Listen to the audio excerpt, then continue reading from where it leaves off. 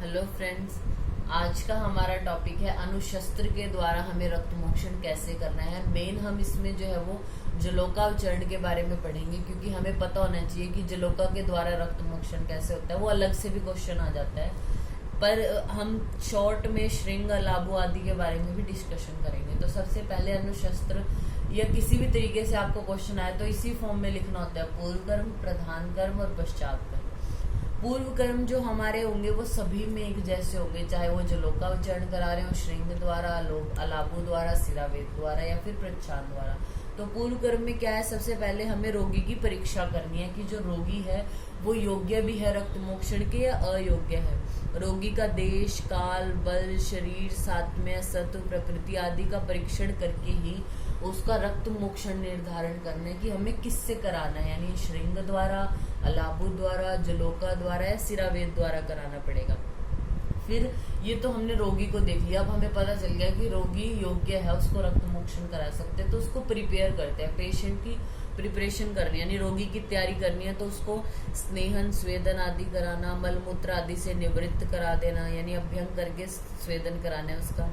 फिर रोगी का जो आहार है और उसकी वेशभूषा, उसको लघु आहार देना है, हल्के कपड़े पहनाने हैं। और आजकल जैसे पहले टाइम में ये नहीं वो है कि कैसे वो करते थे, लेकिन हमें रोगी का इसमें क्या है, कंसेंट लेना होता है। जैसे HB चेक करना पेशेंट का, CT, BT कराना, HBS, AG, HIV से इन्फेक्टेड तो नहीं है। सारे आज के टाइम में रक्त मोक्षण करने से पहले हमें ये देखना पड़ता है पेशेंट का, ठीक है। फिर उसके बाद आवश्यक उपकरण क्या है, हमें क्या क्या चाहिए। तो हम क्या कर रहे हैं, पूर्व कर्म में हमारा स्नेहन, स्वेदन ये सब हो रहा है, तो उसके लिए जो भी मटेरियल लगेगा वो रखना है, यानी द्रोणी, भगोना, टॉवल हो गया, गिलास, रस्सी, बैंडेज, उष्ण जल, एप्रन, नेत्र बंधन के लिए पट्टी का जैसे, और कॉटन हो गया, ग्लव्स हो गए, स्नेहन के लिए जो भी हम आवश्यक तेल या जिस चीज से हम स्वेदन कर रहे हैं, स्नेहन कर रहे हैं, वो लेना है। स्वेदन यंत्र लेना है, स्वच्छ पात्र,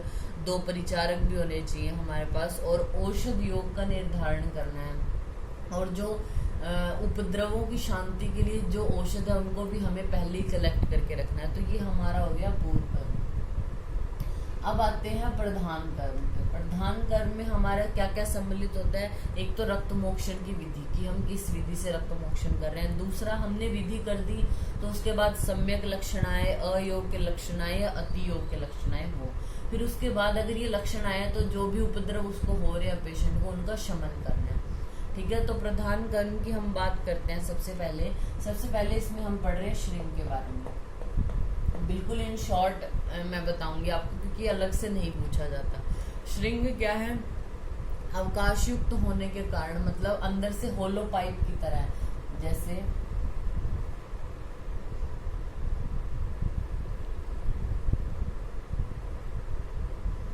इस तरीके से होते हैं, यहाँ भी इसमें छेद होगा,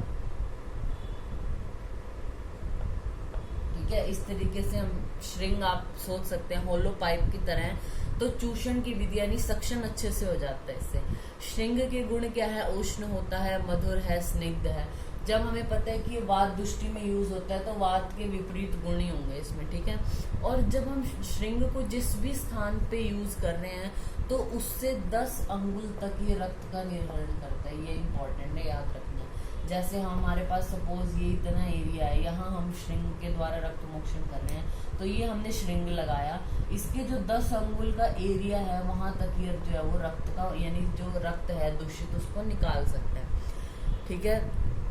और क्या होता है, जो इसका मूल भाग है उसका छिद्र होता है अंगुष्ठ प्रमाण का, अग्र भाग में छिद्र जो है वो मूंग के प्रवेश के योग्य होता है। फिर उसके बाद इसकी विधि क्या है, हमें पेशेंट को जैसे स्नेहन और स्वेदन कराने के बाद हल्का सा प्रच्छान कर दिया, यानी उस स्थान पे थोड़ा सा कट लगाने के बाद ये क्या होता है, जो हमारा श्रृंग है जिस साइड से हमें आचूषण करना है उसके मुख पर एक कपड़े की तरह बांध देना है, यहाँ पे एक हल्का सा कपड़ा बांध देना है।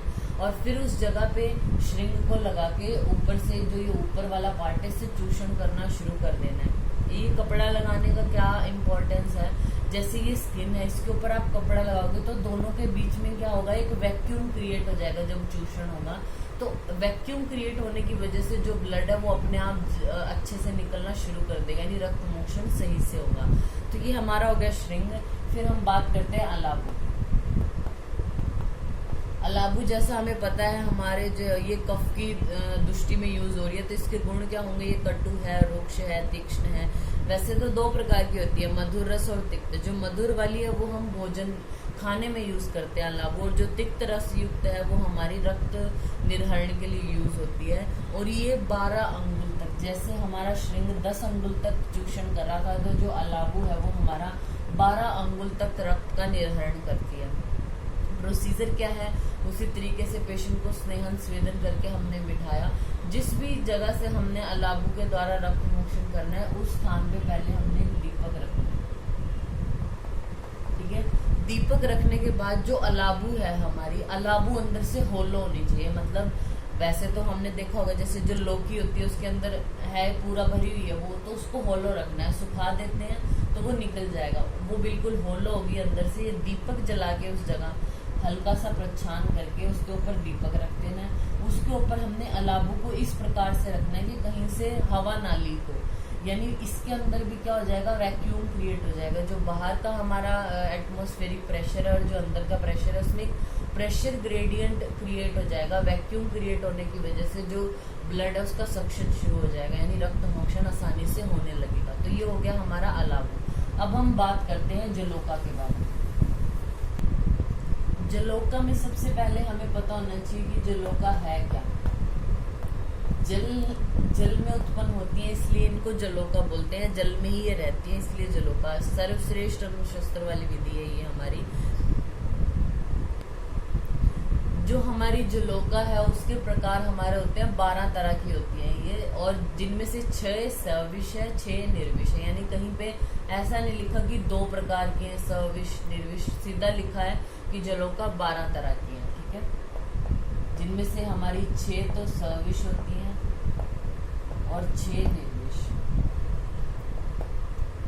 अब इनके जो करेक्टरिस्टिक्स हैं, अगर आपको ये जलोका वाला आता है तो लिखने की जरूरत नहीं है, आपको सिर्फ नाम मेंशन कर देने हैं। सपोज आपके पास टाइम भी नहीं है, आपको मतलब टाइम भी मैनेज करना होता है और आपको लिखनी भी पूरी ये विधि है, तो आप इनके नाम लिख के भी छोड़ सकते हैं। अगर आपके पास टाइम है लिख सकते हो आप, तो उनके एक एक दो जो करेक्टरिस्टिक है वो लिख सकते हो। और ये जो करेक्टरिस्टिक्स हैं ये हमने सुश्रुत जो संहिता है उसमें वीडियो बनाई है, तो आप वहां से इनको देख सकते हो। मैं सिर्फ इनके आपको नाम बताऊंगी, ठीक है। सविष में क्या है? हमारी कृष्णा आती है, करबूरा आती है, अलगर्दा, इंद्रयुधा, सामुद्रिका और गोचंदना। फिर आती है निर्विष। निर्विष में हमारी कपिला, पिंगला, शंकुमुखी, पुंडरीक मुखी, मुशिका और सावरिका। जो ये सावरिका होती है ये 18 अंगुल लंबी है और ये पशुओं में यूज होती है। सावरिका के लिए बोल दिया पशुओं में यूज होने वाली, यानी बाकी की जो बची वो मनुष्यों में हम यूज करते हैं। ये सविष और निर्विष बताने का क्या भेद है कि हमें सविष जो जलोका उसका प्रयोग नहीं करना होता।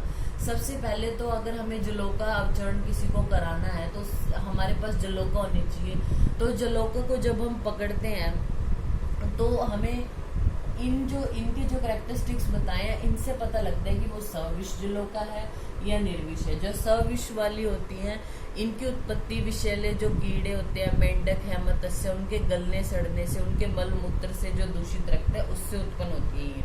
अगर ये दंश कर लें तो शोथ, कंडू, मूर्छा, ज्वर, दाह, छर्दी आदि लक्षण उत्पन्न हो जाते हैं। इनमें जो इंद्रयुधा है उसका काटा हुआ असाध्य होता है। फिर हम बात करते हैं निर्विष की। ये चिकित्सा में उपयोगी है। निर्मल जो सुगंधित जल है उसमें ये रहती है, और जो शिवाल है, कमल है आदि के गलने सड़ने से बनती है जो हमारी निर्विष होती है। तो जब हम जलोका का अगर हमें क्वेश्चन आया जलोका के बारे में, उसके लिए हम रक्त मोक्षण लिख रहे हैं तो उसके पूर्व क्रम में हमारा ऐड हो जाएगा जलोका का संग्रहण और पोषण, यानी जलोका को हम कैसे संग्रहण कर रहे हैं, उसका पोषण कैसे कर रहे हैं। जलोका का पकड़ना यानी उसको जो तालाब, झरने, शेवा, यहाँ ऐसे क्षेत्रों से गीले चमड़े से हमें जलोका को ग्रहण करना है, उसको पकड़ना है, ये सारा पूर्व कर्म में आएगा, ठीक है। और उसको जो है वो सफेद स्वच्छ जो घड़ा है उसमें रखना है हमें, ग्रहण काल ये शरद ऋतु में ग्रहण करनी है। इनको खाने के लिए क्या देना है, शैवाल हो गया, सूखा मांस, छोटे जो कंद है उनका चूर्ण, घास या पत्तियां आदि हैं उनमें इनको रखना है और वही खाने को देना है। ठीक है।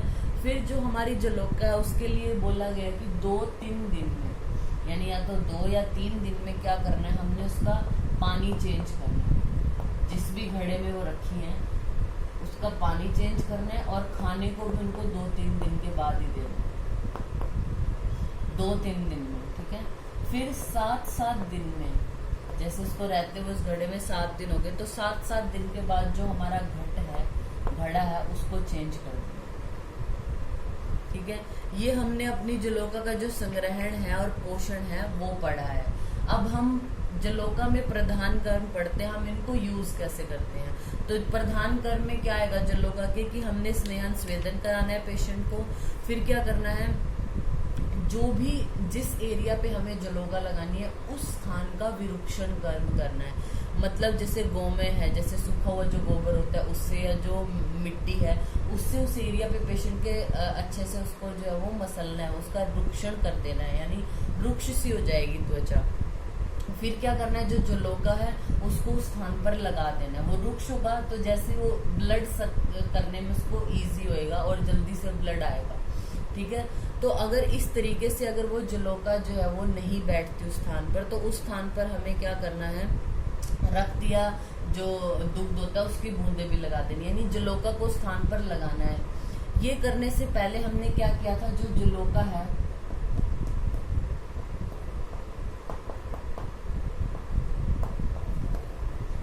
ये हमने पढ़ लिया अपने पूर्व कर्म में कि कब उसको पानी खाने को और घट कब चेंज करने, पूर्व कर्म में। प्रधान कर्म में हमारी जो जलोका है, सबसे पहले अगर सपोज आज हमारे पास अभी पेशेंट आया, हमने उसका आधे घंटे बाद जलोका उपचारण कराना है और बाकी प्रोसीजर्स चल रहे हैं उसके, तो उससे हमें पहले जलोका का शोधन करना होता है। यानी जो जलोका है उसकी ग्लानि को हटाना है हमने, यानी वो अगर लेजी है तो उसकी लेजीनेस को हटाना है। वो कैसे हटाना है, जो जलोका है उसके ऊपर हल्दी और सरसों का जो कल्क है वो लिप्त कर देना है और उसको एक स्वच्छ जल के पात्र में छोड़ देना है। वो मूव करने लगेगी, एक्टिविटी करने लगेगी, तो हमें पता चल जाएगा जलोका का शोधन हो गया। और इधर हम पेशेंट को प्रिपेयर कर रहे थे कि उसका रुक्षण कर्म कर दिया था हमने।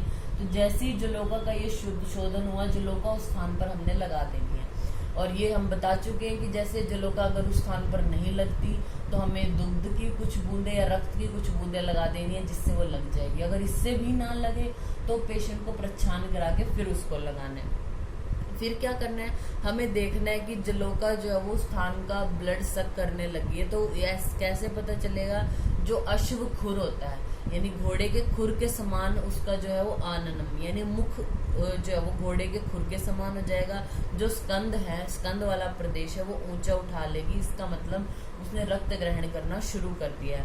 फिर उस जलोका को हमें गीले कपड़े से ढक देना, उसके मुख को नहीं ढकना, लेकिन जो बाकी एरिया उसको गीले कपड़े से ढक देना है।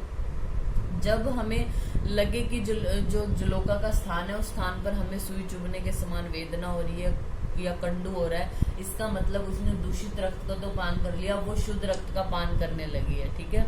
इसलिए हमें क्या करना है, उसको हटाना है। हटाना कैसे है, जो सैंधव चूर्ण है उसके मुख पर छिड़क देना है, जिससे वो हट जाएगी। हटाने के बाद जो चावल की किणकी होती है उसको जो है वो उसके मुख पर लगाना है। और क्या करना है, जैसे ये जलोका है, ये जलोका है, तो हमें क्या करना है, इधर इसका मुख है, तो जलोका बाएं हाथ से अपने क्या करना है, इसके जो बैक एरिया उसको पकड़ना है और जो राइट हैंड है हमारा उससे अनुलोम दिशा में, मतलब उसके मुख की तरफ क्या करना है, थोड़ा सा प्रेशर लगा के जो उसका जो ब्लड अब इसने सक किया वो दूषित रक्त है हमारे अंदर, जो है वो इसने ब्लड जो सक किया वो दूषित है।